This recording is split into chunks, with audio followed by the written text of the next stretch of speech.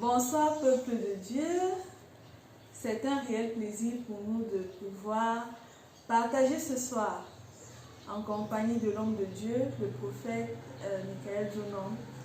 Bonsoir prophète. Bonsoir chérie. C'est un plaisir pour nous ce soir de pouvoir partager avec toi. Il y a des préoccupations qui ont été soulevées et ce soir nous allons nous atteler sur celle de notre sœur Marie-Laure qui aimerait savoir, est-ce que les chrétiens, est-ce que les enfants de Dieu ont besoin de délivrance? Sinon, pourquoi est-ce qu'on rencontre dans nos assemblées, dans les églises aujourd'hui, des chrétiens qui sont sous des influences, des influences démoniaques et tout? Donc, je crois que c'est la question que plusieurs ont sous le cœur, mais on n'arrive pas encore à savoir qu'est-ce qu'il faut faire. Donc, ce soir, nous avons besoin d'éclairage. Ok, merci pour la question. C'est notre sœur Marie-Laure. Marie-Laure. Ok. Je crois que sa préoccupation est légitime et elle a besoin d'être éclairée sur ce point. Je salue le peuple de Dieu au nom puissant de Jésus-Christ. Permettez-moi de prier avant que nous commencions ce moment de partage. Père, au nom de Jésus, nous te rendons grâce, nous te remercions. Merci pour ta parole.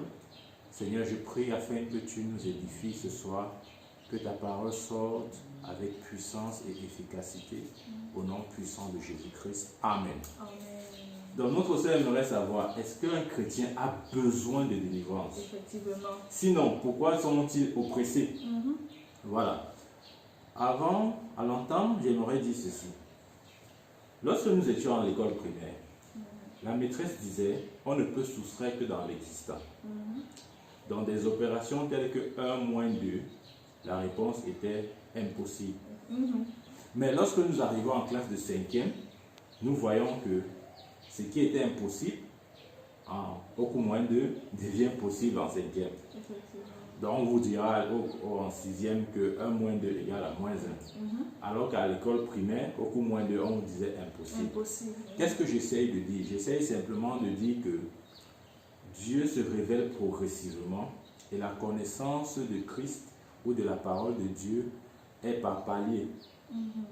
Il y a des choses auxquelles nous avons tous cru à un moment précis et après un certain moment, Dieu ouvre nos yeux pour que nous percevions de manière précise la vérité exacte. Donc pour moi, dire qu'un chrétien a besoin, parce que c'est le mot besoin là qu'il faut souligner. Pour moi, dire qu'un chrétien a besoin de délivrance, c'est passer simplement outre l'œuvre de Christ accomplie pour nous à la croix. C'est important de dire ça et je commence par là. Si un chrétien a besoin de délivrance, ça veut dire que nous ne considérons pas ce que Christ a accompli pour nous à la croix. Ça, c'est la première chose. La deuxième chose, nous, un chrétien, comment je veux dire ça? Nous ne pouvons être délivrés de quelque chose qui a triomphé de nous. Vous comprenez? Donc, si nous disons que nous avons besoin de délivrance, ça veut simplement dire, en fait, c'est la mentalité que ça communique, même si on n'est pas suffisamment conscient, ça veut simplement dire que d'une certaine façon, quelqu'un d'autre a triomphé de nous. C'est ce que ça signifie. Il faudrait bien qu'on ait, les conséquences des mots que nous utilisons. Or, ce n'est pas vrai. Si quelqu'un a triomphé de nous, nous avons besoin d'être délivrés de lui. Mais s'il n'a pas triomphé, nous nous délivrons donc de quoi? Ok, lisons ça. Allons dans la Bible. Dans Somme 107. Somme 107, versets 19 et 20. Somme 107. Oui. Verset 19. Somme 7 plutôt, je m'excuse. Somme 7, verset 19 et 20.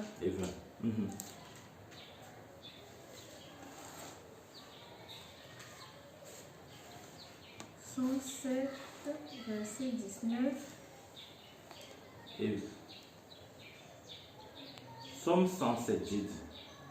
Somme 107. Désolé. Somme 107, versets 19 et 20. Nous lisons. Ok. Dans leur détresse, ils crièrent à l'Éternel. Dans leur détresse, ils criaient à l'Éternel. Et l'Éternel, et il les délivra de leur angoisse. Et il les délivra de leur angoisse. Le verset 20 dit, il envoya sa parole et il les guérit. Il envoya sa parole et les guérit. Là, c'est un peuple qui était en détresse, qui était oppressé. La Bible dit quoi? La Bible dit Dieu les délivra. Comment? Il envoya sa parole. C'est important de comprendre la délivrance dans la perspective de Dieu. C'est pour ça qu'au début, je voulais dire délivrer de quoi? Des démons ou de l'ignorance. Je crois que c'est là où le problème se trouve. Délivrer des démons ou de l'ignorance. Parce que la Bible dit que ce peuple était oppressé, mais Dieu envoya sa parole et il les guérit. Le mot guéri utilisé ici, c'est Rapha. Rapha signifie quoi? Rapha signifie établi. Rapha signifie quoi? Rapha signifie devenir saint. Rapha signifie quoi? Rapha signifie pardonner. Rapha signifie quoi? Rapha signifie réparer. C'est ce que la parole de Dieu fait. Je dis ceci parce qu'on a souvent l'impression que la parole de Dieu n'est pas suffisamment efficace. Et on a besoin de, entre guillemets, certaines prières dites de délivrance. Non. La parole de Dieu est suffisante pour manifester et accomplir tout ce qu'elle déclare. Amen. Parce que la parole de Dieu, c'est Dieu lui-même. La Bible dit que Dieu veille sur sa parole pour l'exécuter. Est-ce que nous sommes ensemble? Autre chose à comprendre, bien aimé. Dans le corps de Christ, les gens ne font pas la différence entre la parole de Dieu et l'expérience personnelle. Je crois que ça, c'est un autre problème dans le corps de Christ. On ne fait pas la différence entre la parole de Dieu et l'expérience personnelle. Les gens passent plus le temps à enseigner l'expérience personnelle au détriment de la parole de Dieu. Je prends un exemple. Nous savons bien ce passage de 1 Pierre 2, 24. Il dit, par ces meurtrissures, vous avez été guéris. Exemple. Vous avez été guéris. Ça veut dire que dans la pensée de Dieu, vous êtes déjà guéris.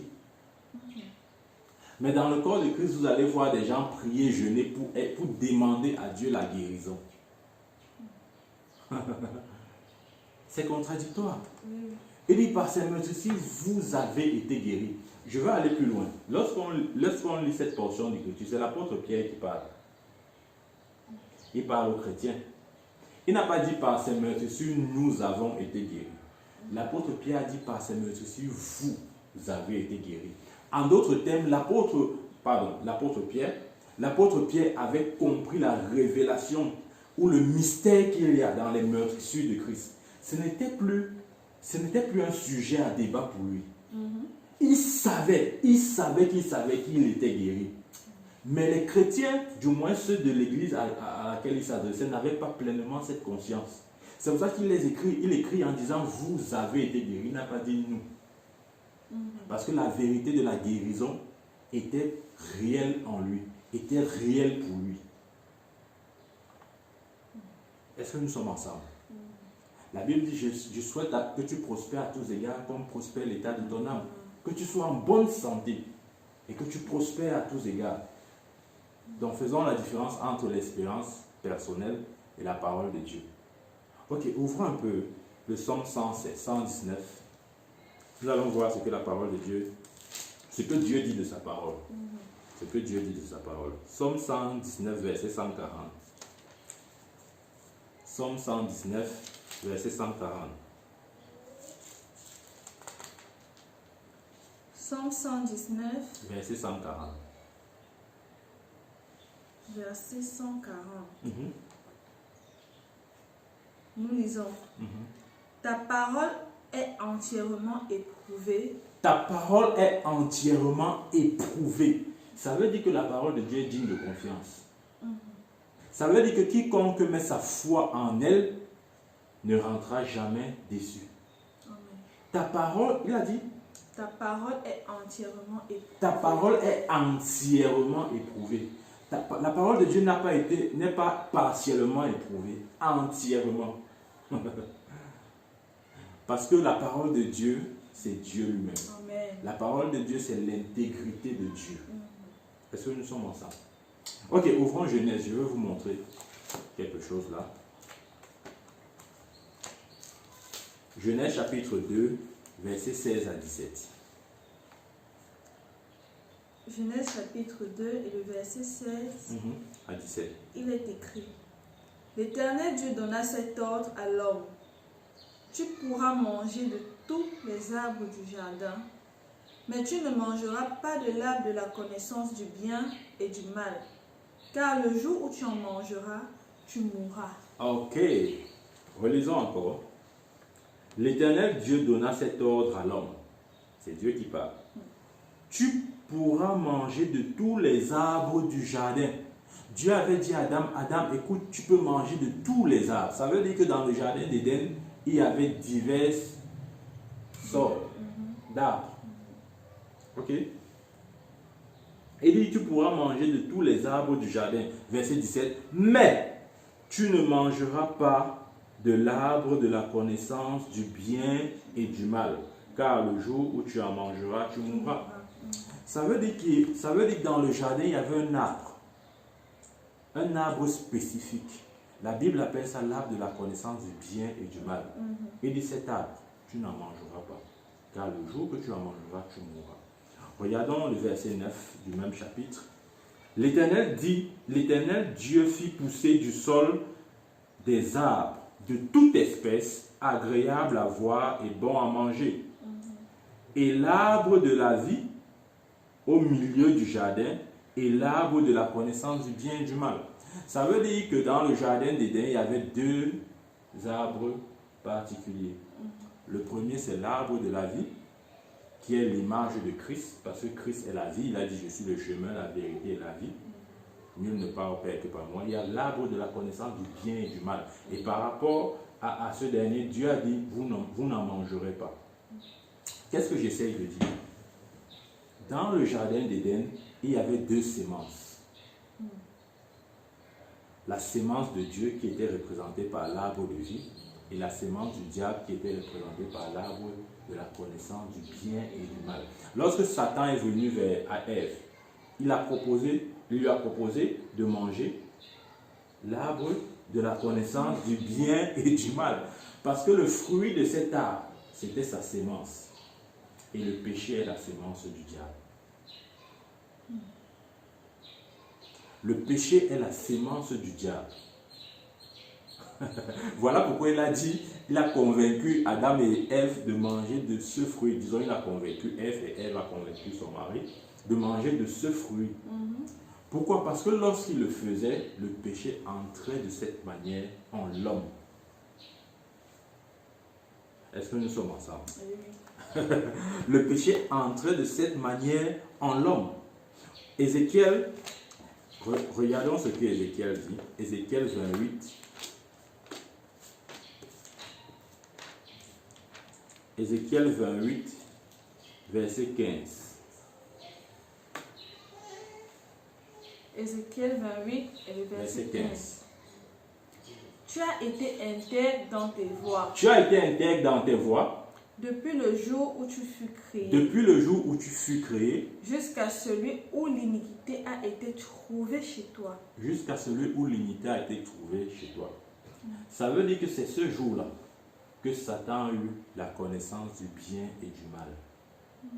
Et c'est son arbre qui était dans le jardin.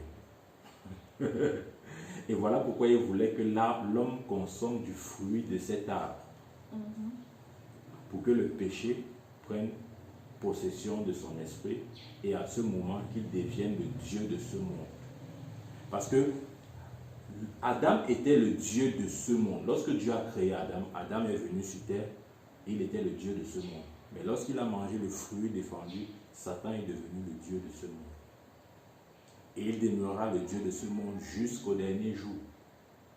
Voilà pourquoi la Bible dit, vous êtes dans ce monde, mais vous n'êtes pas du monde. Vous n'êtes pas du système. C'est un système. C'est lui qui est maître de ce système. Mais nous ne sommes pas soumis à ce système. Nous sommes hors de ce système. Est-ce que nous sommes ensemble? Est-ce que nous sommes ensemble? Hébreu 9.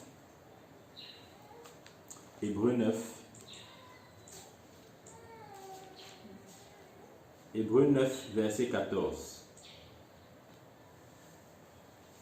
Hébreux 9, verset 14. Il est écrit, Mhm.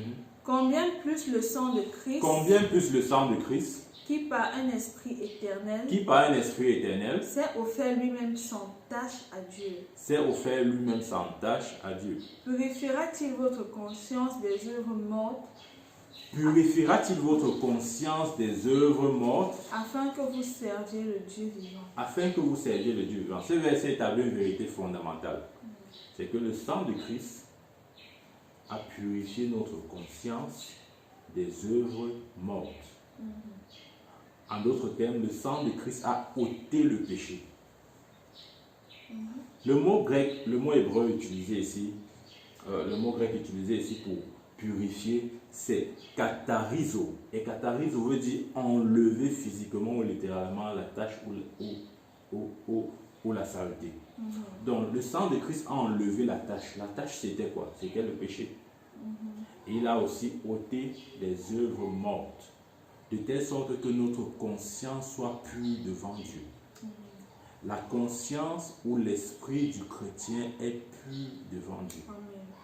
Donc si notre conscience ou notre esprit est pur, nous ne pouvons donc pas être délivrés. Parce que nous sommes un esprit, nous possédons une âme et nous vivons dans un corps. Par rapport à notre esprit, il n'y a aucune possession possible.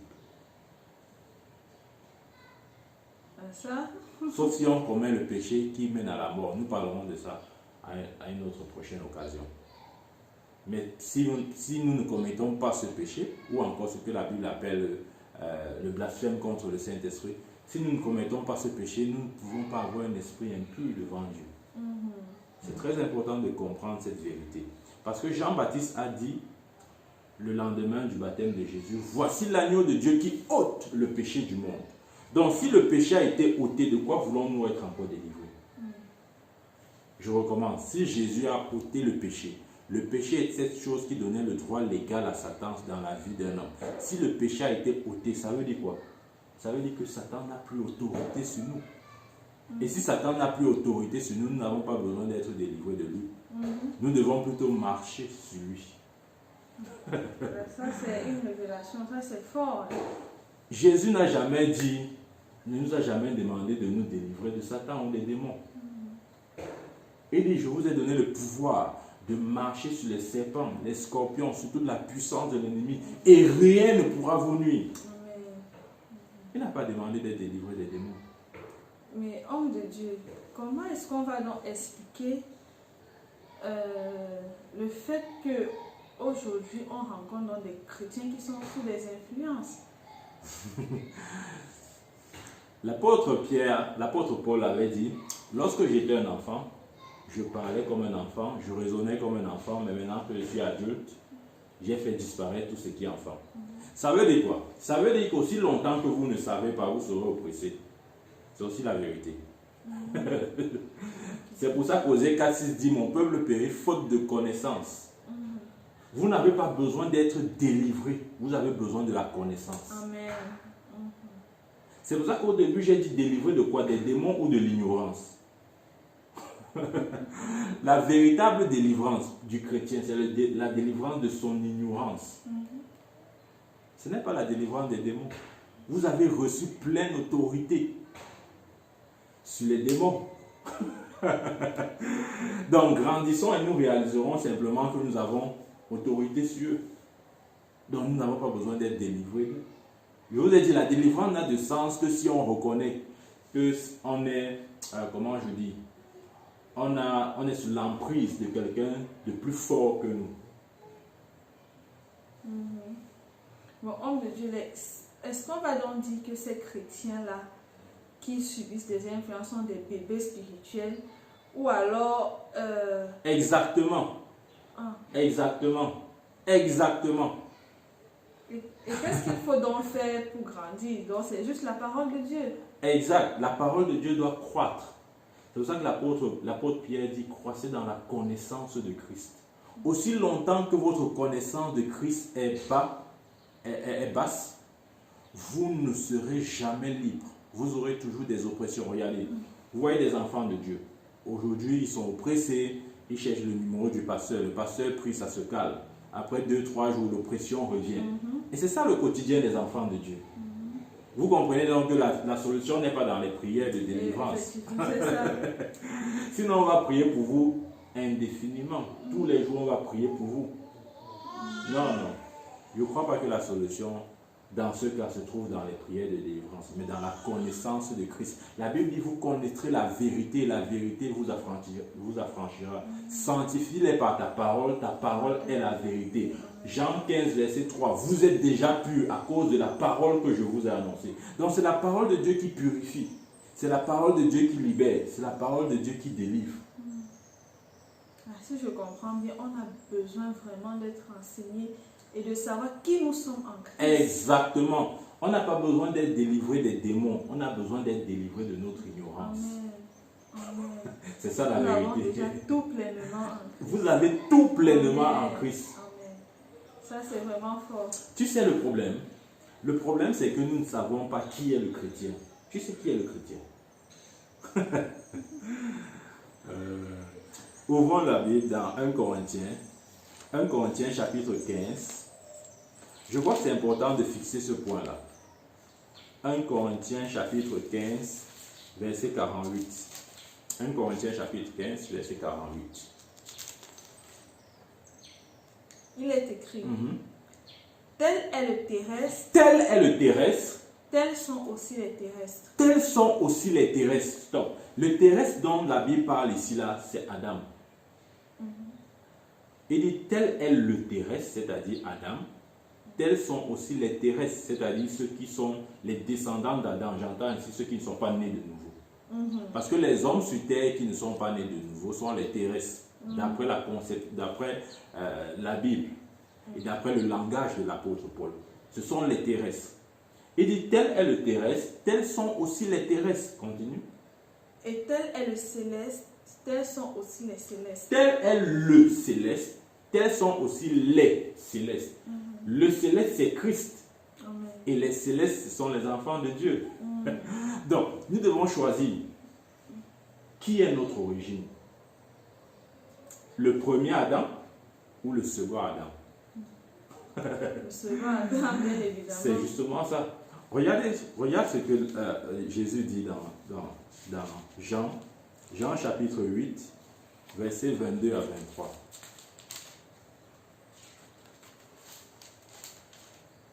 Jean chapitre 8, versets 22 à 23. Sur quoi les Juifs dirent? Sur quoi les Juifs dirent? Se tuera-t-il lui-même, puisqu'il dit, vous ne pouvez venir où je vais. Et il leur dit, vous êtes d'en bas, moi je suis d'en haut. Écoute, Jésus a dit, vous êtes d'en bas, moi je suis d'en haut. Vous êtes de ce monde, moi je ne suis pas de ce monde. Vous êtes de ce monde, moi je ne suis pas de ce monde. Ça c'est le céleste qui parle. Jésus c'est le céleste. Et la Bible dit tel est le terrestre, tels sont les terrestres, tel est le céleste, tels sont aussi les célestes. Donc cette parole ne s'applique pas seulement à Jésus, mais à nous également. Donc nous ne sommes pas d'en bas, nous sommes d'en haut. Nous ne sommes pas de ce monde, nous sommes du royaume de Dieu. C'est important de fixer ce point. C'est important de comprendre ce principe. Donc Dieu nous a créés, nous avons été engendrés par Dieu dans une perfection totale. Lorsque vous naissez de nouveau ou lorsqu'un homme naît de nouveau, son esprit est recréé dans la perfection. Nous croissons juste dans la perfection. Notre esprit atteint la perfection à la nouvelle naissance. Mais nous croissons dans la perfection. Ça. Merci beaucoup. Ce soir, j'apprends tellement.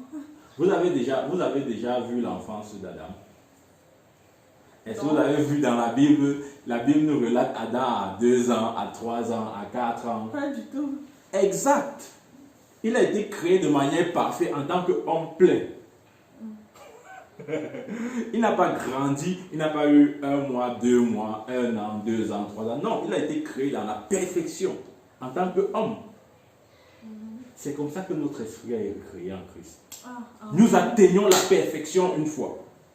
Nous ne grandissons pas pour atteindre la perfection. Au niveau de l'esprit, je précise bien. Notre esprit atteint la perfection à la nouvelle naissance. Amen. Maintenant, nous grandissons dans la perfection. Je peux te montrer cette écriture. Bien évidemment. 2 Corinthiens. 2 Corinthiens. Je suis curieuse. 2 Corinthiens 3, 18. Ok. 2 Corinthiens 3, 18. Il est écrit, nous tous qui, le visage découvert, contemplons comme dans un miroir la gloire du Seigneur. Nous tous qui, le visage découvert, contemplons dans un miroir, la parole de Dieu c'est le miroir. Dans un miroir la gloire du Seigneur, ça veut dire que lorsque nous méditons la parole de Dieu, lorsque nous étudions la parole de Dieu, nous contemplons Dieu. La parole de Dieu c'est le miroir de Dieu. Continue. Nous sommes transformés en la même image. Nous sommes transformés en la même image. Donc, lorsque nous prenons la parole de Dieu, dans tout le sérieux que cela demande, par la méditation et l'étude, notre esprit est transformé à la même image. Et plus bas, il va expliquer ce que ça signifie. De gloire en gloire. De gloire en gloire. Comme par le Seigneur l'Esprit. Exact. La transformation à la même image signifie simplement que notre esprit part de gloire en gloire. Donc nous sommes déjà dans la gloire. Nous sommes déjà dans la perfection. Nous allons juste de perfection en perfection. Amen. C'est comme ça que Dieu nous voit. Dieu ne nous voit pas comme des personnes là qui... Des pauvres pécheurs. Des pauvres petits pécheurs qui doivent toujours lutter contre le dernier sorcier de leur quartier ou de leur village, des choses de ce genre. Nous croupissons tellement. Et vous savez, on a accepté beaucoup de choses. Nous avons tous accepté des choses. Et honnêtement, lorsqu'on analyse ces choses au regard des Écritures, ces choses n'ont pas vraiment lieu d'être. Je prends un point, la question des autels. Il y a des chrétiens qui ont cette conscience permanente. Et cette conscience ne les quitte jamais. Qui sont toujours sous l'influence des autels, des fondations familiales. Tous les jours, on prie pour le même sujet. Ok, supposons, d'accord, vous êtes sous la fondation familiale de votre père ou de votre grand-père, je suppose. D'accord. On prie pour ça tous les jours. Dimanche passé, on a prié contre les fondations. Le mois d'après, on prie pour les mêmes fondations. L'année d'après, pour les mêmes fondations. 2 ans après, 4 ans après, il y a des gens qui passent toute leur vie chrétienne à briser les fondations et les autels de la maison des pères et des grands-mères. Non, on doit sortir de ces choses. On doit sortir de ces choses. Nous ne sommes pas terrestres, nous sommes célestes. Si vous comprenez cette vérité, vous serez libre. Le monde spirituel répond au degré de connaissance que vous avez. Ça ne répond pas seulement au nombre de prières ou la quantité de prières que vous pouvez débiter par jour. Non, c'est la révélation. Est-ce que vous avez la compréhension des Écritures? Vous ne pouvez pas passer toute votre vie à briser les autels. Vous n'êtes pas terrestre, vous êtes céleste. Votre origine est d'en haut et non d'en bas. Ok, je vais vous choquer. Vous avez vu les apôtres Paul briser les fondations familiales, les autels, dans leur vie? Non. Aucun d'eux et aucun apôtre n'a donné un tel enseignement. Dans le Nouveau Testament, il n'y a pas un tel enseignement. Ok, je sais, les gens vont me dire, bon, écoute, prophète, écoute, ce que tu dis là, c'est vrai, mais il y a les réalités de l'Afrique. Non, je m'en fous des réalités de l'Afrique. La Bible n'est pas un livre culturel, c'est un livre spirituel. C'est un livre spirituel. Arrêtons d'élever les réalités de l'Afrique au-dessus de la vérité de la parole de Dieu. Ça ne marche pas comme ça. La parole de Dieu, on a lu, la parole de Dieu est éprouvée. C'est ce que la Bible dit. Ah oui. Je vais encore vous choquer. Vous avez vu Jésus briser ses fondations? Si vous lisez la généalogie de Jésus, vous allez voir, dans Matthieu, si je ne me trompe pas, parce que je crois que c'est la généalogie dans Matthieu. Oui, c'est Matthieu. La Bible relate deux personnages. On peut trouver plus de deux, mais j'aimerais juste parler de ces deux. David et Rahab. Rahab la prostituée. Exact. Rahab la prostituée. Elle était prostituée, mes frères. Elle était prostituée, oui. Je dis qu'elle était prostituée. David, c'était un homme adultère. On connaît tous le péché de David. Pourtant, il est fils de David. La Bible nous dit. Pourquoi les fondations de son ancêtre ne l'ont pas affecté? Pourtant, il est fils de David. Pourquoi la fondation de la prostituée Rahab ne l'a pas affecté? Bon, on va dire que c'est parce qu'il était aussi le fils de Dieu. Mais exactement, c'est ce que nous sommes. Nous sommes tous des fils de Dieu. Amen. Nous sommes des fils de Dieu. Bon, c'est une vérité qu'on n'arrive pas à s'approprier. Je crois que c'est ça notre problème. Je crois que c'est ça notre problème. Donc, on s'est tellement habitué au terrestre. C'est ça. Voilà, on se dit que nous sommes des terrestres. Non. Parce que nous vivons dans ce monde, on a ces corps, que nous revêtons ces corps. On oublie parfois d'où nous venons, qui nous sommes. Notre lignée, comprenez bien, notre lignée est céleste et non terrestre. Amen. Aussi longtemps que vous pensez comme des terrestres, tout ce qui est terrestre vous affectera. Amen. Vous n'êtes pas des terrestres, vous êtes des célestes. Aussi vrai que Adam n'avait pas eu de passé d'enfance. C'est comme ça que vous êtes. Vous avez été créés en Dieu dans une perfection totale. À la nouvelle naissance. À la nouvelle naissance.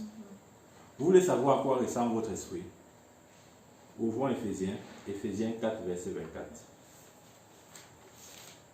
Éphésiens 4, verset 24. Éphésiens 4, verset 24.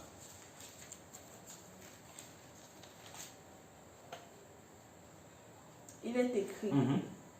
Et a revêti l'homme nouveau. Et a revêti l'homme nouveau. Créé selon Dieu. Créé selon Dieu. Dans une justice et une sainteté que produit la vérité. Dans une justice et une sainteté que produit la vérité. Donc l'apôtre Paul ici nous encourage à revêtir l'homme nouveau. L'homme nouveau c'est quoi? Ou c'est qui? C'est notre nouvel esprit en Christ. Notre esprit régénéré. Si notre esprit régénéré n'était pas pur et parfait, l'apôtre Paul n'allait pas nous demander de le revêtir. C'est logique, non? Si l'apôtre Paul nous dit revêtir l'homme nouveau, écoutez, il dit et à revêtir l'homme nouveau créé selon Dieu dans une justice et une sainteté que produit la vérité. Notre esprit est parfait. Ok, permettez-moi d'expliquer la constitution de l'homme.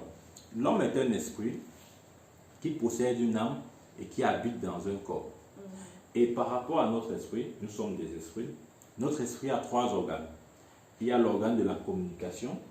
C'est par cet organe que nous entrons en contact avec le monde spirituel, bon ou mauvais. D'accord? Il y a l'intuition. L'intuition, c'est cette capacité de discerner sans avoir appris de quelqu'un une situation. C'est-à-dire que vous pouvez voir quelqu'un comme ça là, et sans le connaître, vous savez sa personnalité. Vous le lisez en fait. C'est ça l'intuition, c'est l'opération de notre esprit. Et enfin, le troisième organe qui est la conscience. Rappelez-vous le texte d'Hébreux 9 qu'on a lu là. Le sang de Jésus purifiera-t-il notre conscience? C'est par la conscience que le péché a entré dans l'esprit de l'homme. Voilà pourquoi le sang de Jésus va dans notre conscience, purifie notre conscience, parce que le péché a pollué cette conscience. Le sang de Jésus vient purifier. Donc, au niveau de l'âme, nous avons trois éléments aussi. Nous avons la pensée, nous avons la volonté, et nous avons les émotions. Ça, c'est l'âme. L'âme s'exprime par ces trois canaux. Et le corps, c'est le siège des cinq sens, c'est-à-dire, ça nous permet d'entrer en contact avec le monde physique. Donc, c'est important de comprendre aussi notre position en Christ. Nous sommes toujours en train de répondre à la question de notre sœur Marie-Laure. Parce que cette question, pour bien la cerner, il faut comprendre les origines des choses. Il faut avoir la connaissance requise. Il faut avoir la base, les éléments de foi qui permettront de bien s'établir et établir notre foi sur la vérité. Donc, il est important de comprendre notre position en Christ. Nous allons lire Éphésiens chapitre 2, verset 6. Éphésiens 2, 6. Il est écrit, il nous a ressuscités ensemble. Il nous a ressuscités ensemble. Et nous a fait asseoir ensemble. Et nous a fait asseoir ensemble. Dans les lieux célestes. Dans les lieux célestes. En Jésus. En Jésus-Christ. C'est ce que la Bible dit. Il nous a ressuscités ensemble. Il nous a fait asseoir ensemble. Dans les lieux célestes. En Jésus-Christ. C'est là où vous êtes. Vous êtes en Jésus-Christ. Comment penser aux démons quand vous êtes en Jésus-Christ? Vraiment. Écoutez mes frères, c'est la Bible, c'est pas moi. Vous êtes en Jésus-Christ assis dans les lieux célestes. C'est important de fixer et d'avoir pleinement et d'être pleinement conscient de cette vérité. Ok, pour comprendre ce que ça signifie, nous allons lire Éphésiens 1. Éphésiens 1, versets 21 à 23. Éphésiens chapitre 1, verset 21 à 23, il est écrit. Au-dessus de toute domination, de toute autorité, de toute puissance, de toute dignité et de tout nom qui se peut nommer, non seulement dans le siècle présent, mais encore dans le siècle à venir. Il a tout mis sous ses pieds et il a donné pour chef suprême à l'Église, qui est son corps, la plénitude de celui qui remplit tout en tous. Amen. Amen. Rappelez-vous, il a dit au verset 6, il nous a restés ensemble et nous a fait asseoir ensemble dans les lieux célestes en Jésus-Christ. Et le verset 21 nous explique ça de manière plus claire. Il dit au-dessus. La version anglaise est encore plus explicite. La version anglaise dit far above. Ça veut dire loin au-dessus. Lorsqu'on dit que nous sommes assis en Christ dans les lieux célestes, on a parfois l'impression que voilà, nous sommes juste assis sur une petite chaise et à côté de nous ou à 1 mètre de nous se trouvent les puissants des ténèbres. Non, non, non, non, non. C'est pas comme ça. La Bible dit far above. Là où le chrétien est, il est loin au-dessus de toute domination, de toute autorité, de toute puissance, de toute dignité, de tout nom qui peut se nommer, non seulement dans le siècle présent, mais encore dans le siècle à venir. Donc toute la puissance de l'ennemi est loin au-dessus. Au-dessous, je veux dire. En dessous de nous. C'est là où nous sommes. Avec cette compréhension, comment nous voulons être délivrés d'un démon? Mais non, non, non. Ça ne veut absolument rien dire. Oui, je sais, il y a des enfants de Dieu qui sont oppressés. Et il y en a même qui sont possédés. Mais ils n'ont pas besoin d'être délivrés de ce démon. Ils ont besoin de grandir dans la connaissance. Parce que plus vous connaîtrez, plus vous serez affranchis. Mais, homme de Dieu, je suis curieuse. Comment expliquer même déjà alors le fait qu'ils aient d'abord été oppressés ou déjà même le fait qu'ils ont même d'abord été possédés pour avoir besoin, je ne sais pas. Qu'est-ce qu'il faut faire pour nous-mêmes arriver à ce stade de possession? Ok. Je vais répondre à cette question, mais permettez-moi de finir un peu avec la compréhension de notre position. D'accord? Donc, Colossiens 2, verset 14. Colossiens chapitre 2 et le verset 14. Il est dit: il a effacé l'acte dont les ordonnances nous condamnaient, et qui subsistait contre nous. Et il a détruit en le clouant à la croix. Exact. Il dit, verset 14, il a effacé l'acte dont les ordonnances nous condamnaient et qui subsistait contre nous, il a détruit en le clouant à la croix. Le verset 15. Il a dépouillé les dominations, les autorités. Il a livré publiquement en triomphant d'elles par la croix. Ce verset établit de manière très claire la victoire de Jésus sur Satan. Et la victoire de Christ est notre victoire. Jésus n'avait pas besoin de défier Satan. Il a défié Satan en notre place. Pour que par la foi en lui, nous soyons établis vainqueurs sur l'ennemi. 1 Jean 2. 1 Jean 2, 13. 1 Jean 2, 13. Je vous écris, Père, parce que vous avez connu celui qui, dès le commencement, vous écrit. Pardon, je vais recommencer. Je vous écris, Père, parce que vous avez connu celui qui, dès le commencement, qui est dès le commencement. Voilà. Je vous écris, jeunes gens, parce que vous avez vaincu le malin. Je vous ai écrit, petits enfants, parce que vous avez connu le Père. Je vous écris, jeunes gens, parce que vous avez vaincu le malin. Regardez bien le temps utilisé. Il n'a pas dit vous allez vaincre. Vous avez vaincu. Donc, si Dieu dit vous avez vaincu Satan, pourquoi encore avoir la mentalité de celui-là qui est captif, qui est oppressé, qui est sous l'emprise de Satan? Vous l'avez vaincu. La parole de Dieu est oui et amen. Choisissons qui nous voulons croire, à qui nous voulons croire. Romain dit que tout homme soit menteur et Dieu soit reconnu pour vrai. C'est important de comprendre. Maintenant, pour revenir à ta question, pourquoi certains chrétiens sont oppressés? Je pense que c'est important de soulever ce point et de répondre à cette question. Pourquoi certains chrétiens sont oppressés?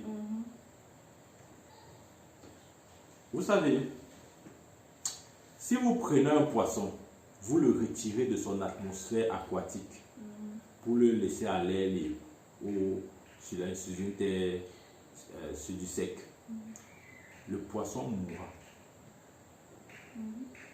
mourra. Pourquoi? Parce qu'il est sorti de son environnement. Dieu a créé le poisson pour vivre dans les eaux. Donc si on sort le poisson de l'eau, il va mourir. C'est important de comprendre ça. Il va mourir. Donc, la Bible dit que nous, si quelqu'un est en Christ, il est une nouvelle créature. 2 Corinthiens 5, 17. Si quelqu'un est en Christ, il est une nouvelle créature. Christ est notre environnement. Amen.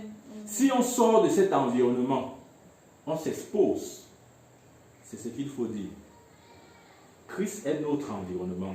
Si on sort de cet environnement, on s'expose. Voilà pourquoi dans le livre de Galates, il dit marchez par l'esprit et vous n'accomplirez pas les désirs de la chair. Donc, un chrétien qui vit dans cet environnement, qui reste en Christ, ne peut pas être oppressé. J'ai envie de demander comment demeurer en Christ. Jésus a dit, si vous m'aimez, gardez mes paroles. Amen. La seule façon de demeurer en Christ, c'est de rester dans sa parole. Amen. Si vous restez dans sa parole, il a dit quoi? C'est en ceci que je saurai que vous aimez, que vous m'aimez, si vous gardez mes paroles. C'est en gardant les paroles de Christ que l'on demeure en Christ et que l'atmosphère dans laquelle nous sommes, dans laquelle nous sommes, puisse opérer et coopérer et agir avec nous en notre faveur. Vous comprenez? C'est important. Donc je reviens avec l'exemple. Si on sort le poisson dans l'eau, il meurt. Exactement ce qui se produit. Si un chrétien sort de l'atmosphère en Christ, en d'autres termes, si un chrétien ne marche pas dans l'esprit, il marchera dans la chair. Et Dieu est le Dieu de l'esprit. Il n'est pas le Dieu de la chair. Par contre, Satan est le Dieu de la chair. Donc nous ne devons pas rejoindre Satan sur son terrain. Nous devons rester sur notre terrain. Parce que notre victoire est garantie aussi longtemps que nous sommes sur notre terrain. C'est important de comprendre ça. Donc, ça m'amène à dire ceci. Il y a des choses qu'un chrétien peut faire, consciemment ou non, qui justement peut l'amener dans ce style d'oppression. Ainsi, je pense aux portes ouvertes. Lisons Éphésiens 4, verset 27.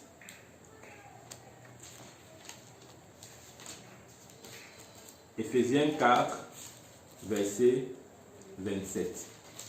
Nous répondons à la question, pourquoi les chrétiens sont-ils oppressés? Éphésiens 4, verset 27. Il est écrit. Et ne donnez pas accès au diable. Et ne donnez pas accès au diable. Ça, c'est la parole de Dieu. Nous ne devons pas donner accès au diable. Parce que vous voyez, même si vous êtes en Christ, si vous donnez accès au diable, il entrera. Il entrera. Ah oui. Vous savez, chez vous-même, si à un certain heure, vous ne fermez pas les ouvertures, les moustiques vont entrer. Ça, c'est clair. Et si les moustiques entrent, ils vont vous piquer. Normalement. Et si vous piquent, vous serez malade. Ah oui. Vous aurez probablement le palu. Et si vous tombez malade, vous ne vous sentirez pas bien, non seulement dans votre corps, mais ça entraînera des dépenses supplémentaires qui n'auraient pas dû être. Personne n'est maître malade. C'est ça. Pourquoi? Ceci est le résultat d'une négligence. Vous avez oublié de fermer la porte et les fenêtres de votre maison. Voilà pourquoi l'apôtre Paul ici nous encourage en disant ne donnez pas accès au diable. Ça, c'est important de comprendre. Maintenant, comment ne pas donner accès au diable? Je vais vous poser cette question. Comment ne pas donner accès au diable? Nous devons veiller sur nos pensées. Rappelez-vous, j'ai dit ici que nous sommes un esprit, nous possédons une âme et nous vivons dans un corps. Même si Satan n'a pas accès à notre esprit, il peut avoir accès à notre âme si nous lui ouvrons des portes. Exact. Si nous lui ouvrons les portes, il aura accès à notre âme. C'est dans l'âme que se trouve la pensée, la volonté et les émotions. Ok. Lisons 2 Corinthiens pour bien comprendre ce point. 2 Corinthiens, chapitre 11, verset 3. 2 Corinthiens, chapitre 11, verset 3. Il est écrit. Toutefois, de même que le serpent séduisit Ève par sa ruse, je crains que vos pensées ne se corrompent et ne se détournent de la simplicité à l'égard de Christ. Je crains que vos pensées ne se corrompent. Ça veut dire que la pensée du chrétien peut être corrompue. Ça, c'est l'apôtre Paul qui parle. Il dit, je crains que vos pensées ne se corrompent. En d'autres termes, veillez sur vos pensées. Parce que ce n'est pas par le biais de la pensée que Ève a été séduite par le serpent. Voilà pourquoi je dis, veillons et veillez sur les pensées. C'est très, très, très, très, très important. Ça, c'est la première porte d'accès, la pensée. Nous avons l'ignorance. C'est aussi une cause d'oppression. L'ignorance, oui. Beaucoup de chrétiens ne savent pas. L'ignorance est une cause d'oppression démoniaque ou satanique, appelez ça comme vous voulez. L'ignorance est une cause d'oppression. C'est pour ça qu'il est dit dans Osée 4:6, mon peuple périt faute de connaissance. C'est ce que ça signifie. Mon peuple périt faute de connaissance. Refusez d'être ignorant. Payez le prix qu'il faut pour la connaissance. Croyez-moi, votre ignorance vous coûtera beaucoup plus que ce que vous pensez. Nous allons lire Ecclésiaste chapitre 10, verset 7. Votre ignorance vous coûtera toujours plus. Payez le prix pour connaître ce que vous devez censé être connaître. Ou bien pour connaître ce que vous êtes censé connaître. Ecclésiaste 10, verset 7.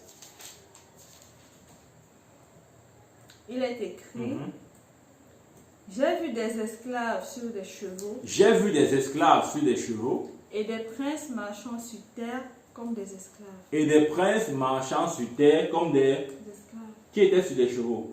Les esclaves. Et les princes étaient où? À terre. Qui étaient sur les chevaux? Ce sont les esclaves. Et qui était à terre?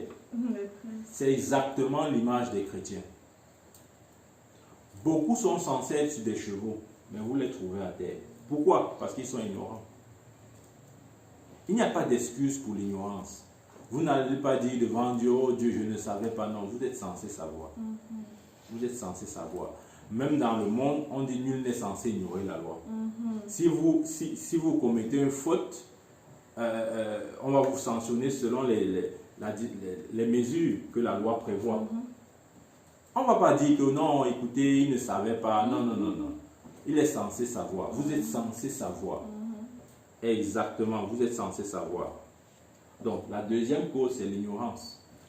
Lorsque vous ne maîtrisez pas la parole de Dieu, vous serez oppressé par les démons. Et vous allez croire que vous avez besoin de délivrance. Vous n'avez pas besoin de délivrance des démons. Vous avez besoin de délivrance de votre ignorance. C'est votre ignorance qui vous rend captif. Ou qui vous rend captif. De telle sorte que les démons ont un prétexte légal pour agir maintenant dans votre vie. Ça, c'est le deuxième point. Nous sommes ensemble. Le troisième point, c'est le refus d'utiliser l'autorité que nous avons en Christ. C'est important de comprendre ça. Il y a des chrétiens, justement, parce que si vous êtes ignorant, vous n'allez pas utiliser votre autorité en Christ. C'est lié ces deux choses-là. Parce que vous êtes ignorant, vous n'allez pas utiliser votre autorité. On ne sait même pas qui nous sommes. Exactement. C'est pour ça que Jésus a dit, je vous ai donné le pouvoir de marcher sur les serpents, les scorpions, sur toute la puissance de l'ennemi. La Bible a dit toute la puissance de l'ennemi. Et il continue en disant, rien ne pourra vous nuire.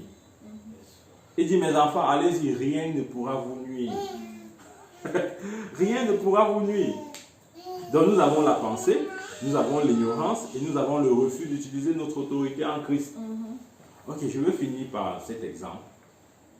Sauf si vous avez d'autres questions. Je sais pas. C'est tellement clair. Ok, je vais finir par cet exemple. Il y a de cela quelques mois, peut-être 6 ou 5 mois, je ne sais pas trop. J'ai fait un rêve. Et dans ce rêve, dans mon rêve, j'étais en train de dormir. Et pendant que j'étais en train de dormir, ça je suis dans le rêve, je sens comme si ma main droite est dans la main, est dans la bouche. En fait, comme si ma main droite est gelée, quoi. Donc du coup, j'ouvre mes yeux pour voir de quoi il s'agit. Et je vois que ma main est dans la gueule d'un énorme serpent. Je vous assure, mes frères, j'ai regardé ce serpent avec le mépris le plus absolu et total. Je n'ai même pas invoqué le nom de Jésus. Certains vont être choqués et dire, mais ça veut dire quoi? Oui, je n'ai pas invoqué le nom de Jésus. Je n'ai pas dit Holy Ghost Fire. Je n'ai pas invoqué tous les anges du ciel. J'ai rien fait de tout ça. J'ai regardé ce serpent avec le mépris le plus absolu et total. Et je lui ai dit, tu es trop petit pour me faire du mal. J'ai laissé ma main dans sa gueule. Je vous ai dit au début, à l'école primaire, on disait 1 moins 2 est impossible. Mais en 5e, on vous dit 1 moins 2 égale à moins 1. Ce que j'essaye de dire, c'est quoi? Lorsque vous écoutez ce témoignage, vous pouvez dire c'est quoi ça, on ne comprend pas. Il veut dire quoi? Il est prétentieux, il veut montrer quoi? Non, je ne veux rien montrer, je ne veux rien dire. Je dis juste ce que l'Écriture dit. La Bible dit, voici les signes qui accompagneront ceux qui auront cru. En mon nom, ils chasseront les démons. Ils imposeront les mains aux malades. S'ils boivent quelques breuvages mortels, cela ne leur fera aucun mal. Vous avez vu, la Bible a demandé de prier pour que le breuvage ne fasse aucun mal. La morsure d'un serpent, c'est un breuvage mortel. Si vous avez ce genre de foi, ça va marcher. Malheureusement, on nous a seulement entraîné à dire seulement Holy Ghost Fire, Saint-Esprit, feu, Holy Ghost. Non, non, non. Arrêtons ces choses. Soyons matures maintenant. Christ vient chercher une église mature, une église qui a compris ces vérités. Il a dit, voici les signes qui accompagneront ceux qui auront cru. En mon nom, 1, ils chasseront les démons. 2, ils imposeront les mains aux malades. 3, Et s'ils boivent quelques breuvages mortels, cela ne leur fera aucun mal. Il n'a pas dit s'ils boivent quelques breuvages mortels, ils doivent prier, invoquer le feu du Saint-Esprit, invoquer le sang de l'agneau et toutes ces choses. Non, non, non, non, non. Rappelle-toi, il dit, l'apôtre Paul a dit, lorsque j'étais un enfant, je parlais comme un enfant, j'agissais comme un enfant, mais maintenant que je suis devenu adulte, j'ai fait disparaître tout ce qui est enfant.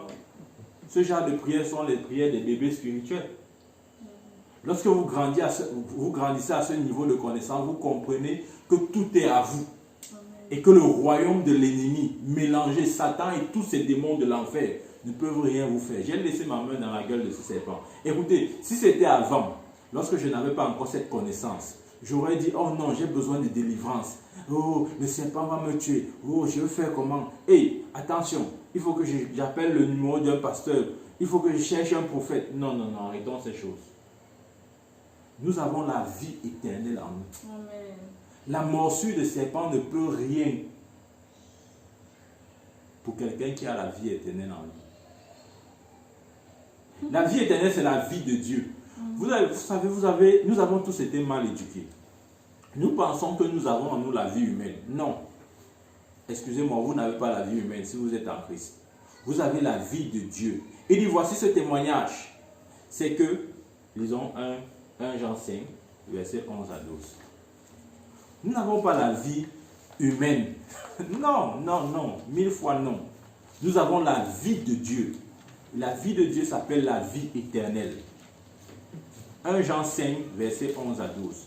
Nous avons la vie de Dieu en nous. Nous n'avons pas une vie humaine, non. Non, non, non. 1 Jean chapitre 5, le verset 11 à 12.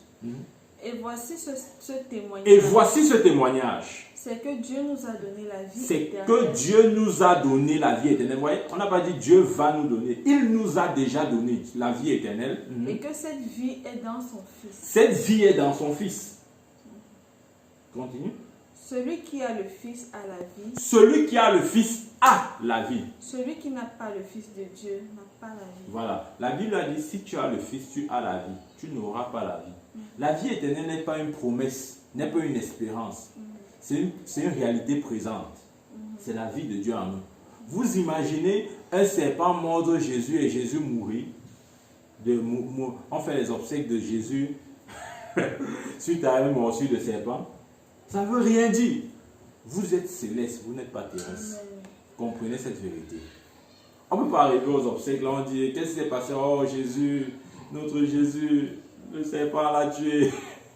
Non, non, non, non, ça ne veut rien dire. Ça ne veut rien dire. Ayez la mentalité du ciel. Ayez la mentalité du ciel. Vous avez la vie éternelle en vous. Vous êtes céleste, vous n'êtes pas terrestre. Vous avez besoin d'être délivré de votre ignorance. Votre problème, c'est votre ignorance. Le jour où vous saurez, vous serez libre. Vous connaîtrez la vérité et la vérité vous affranchira. Que Dieu bénisse sa parole. Restez protégés et bénis. Je peux prier pour vous un instant. Père, au nom de Jésus, je te présente tes enfants. Seigneur, tu les connais mieux que quiconque. Merci pour ta parole qui est sortie. Seigneur, je prie afin qu'elle puisse être une sémence dans chacune des vies. Seigneur, ouvre l'entendement. Ouvre les esprits. Ouvre les yeux. Afin que nous saisissions exactement ta pensée. Afin que ta parole soit vraie pour nous. Parce que tu es le Dieu véritable et la vie éternelle. Merci pour tes enfants. Père, où qu'ils soient maintenant, que ta main les touche. Qu'ils soient bénis, qu'ils soient protégés. Au nom puissant de Jésus-Christ, je déclare la bénédiction de Dieu est sur vous. Parce que vous êtes fils d'Abraham. Je déclare que vous êtes bénis et non maudits. Recevez la grâce pour croître de procès de gloire en gloire. Au nom puissant de Jésus-Christ. Amen. Amen. Shalom. Restez bénis. Amen.